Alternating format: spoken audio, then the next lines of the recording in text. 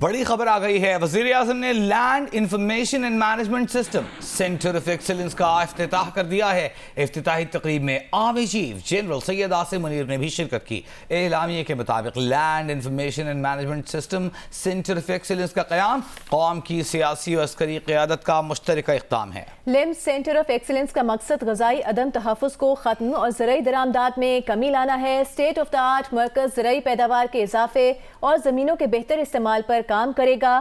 وزیر اعظم نے land information and management system centre of excellence کا افتتاح کر دیا ہے اور اس افتتاحی تقریب میں army chief general Asim Munir نے بھی شرکت کی۔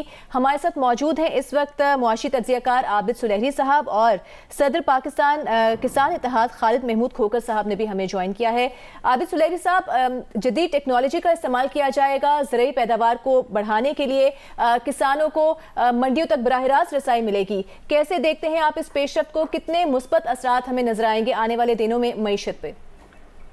جی، جیسے پچھلی جو ایک ایگریکلچر میں میجر ریولوشن، اس کو گرین ریولوشن کہتے ہیں، اب جو آنے والا جو ہے وہ ڈیجیٹل ریولوشن ہے۔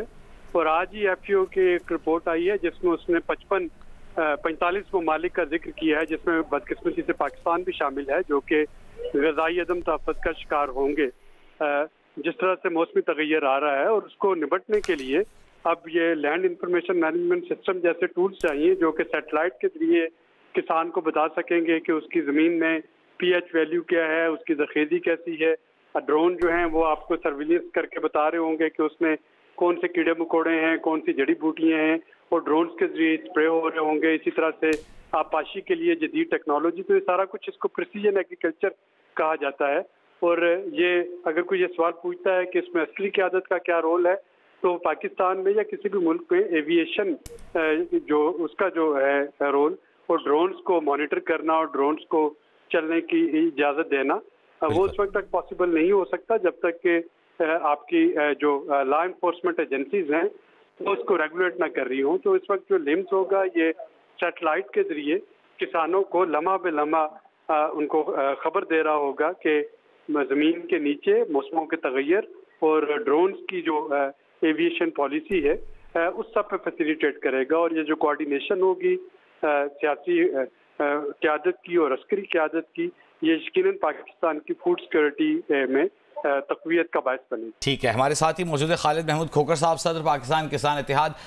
کھوکر صاحب، یہ بتائیے گا کسان کے لیے کتنی بڑی خبر ہے، کیونکہ یہ اسی زمین سے بہتر کراپ حاصل کرنے کا ایک طریقہ بھی ہے، ساتھ ہی کسان کو براہ راست منڈیوں تک رسائی دینا اور اس کے فوائد کو بھی مد نظر رکھا گیا ہے۔ آپ کس طرح دیکھ رہے ہیں؟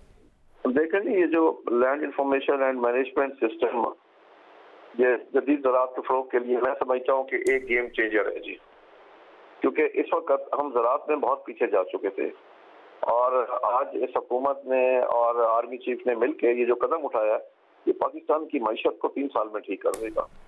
لیکن ہماری معیشت کا دار و مدار زراعت پر ہے، زراعت بہتر ہوگی تو معیشت بہتر ہوگی، جب معیشت بہتر ہوگی تو خود بخود امن و امان بہتر ہوگا۔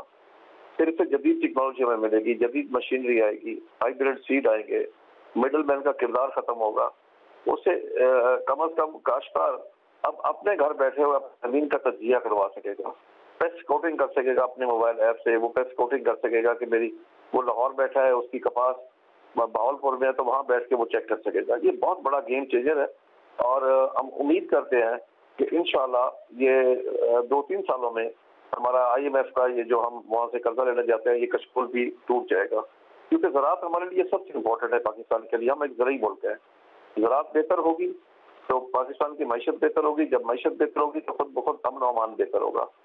لیکن زراعت ہمارے لیے اتنی امپورٹنٹ ہے کہ جب اگر اس کی اہمیت دیکھیں تو جب 9/11 ہوا پابندیاں لگی تو زراعت نے اس ملک کو چلایا، آپ نے ایٹمی دھماکہ کیا پابندیاں لگی، زراعت کی وجہ سے یہ ملک چلتا رہا، 17 سال آپ لوگوں نے دہشت گردی کے خلاف جنگ لڑی، زراعت کی وجہ سے ملک چلتا رہا۔ اگر کووڈ-19 میں لاک ڈاؤن ہوا تو الحمدللہ پاکستان میں زراعت کی وجہ سے کوئی بھوک سے نہیں بڑھا۔ لیکن آج ہماری جتنی امپورٹ بڑھ گئی تھی اور جو مڈل مین کا کردار جتنا زیادہ اندر بڑھ گیا ہے، اس کو ختم کرنے کے لیے اور امپورٹ کو کم کرنے کے لیے، بلکہ میں سمجھتا ہوں کہ اگر خدا کرے کہ یہ کامیابی سے سسٹم چلے، ہم 3 سال بعد ہم ایکسپورٹ کر رہے ہوں گے، ہم یہ چیزیں امپورٹ نہیں کر رہے ہوں گے۔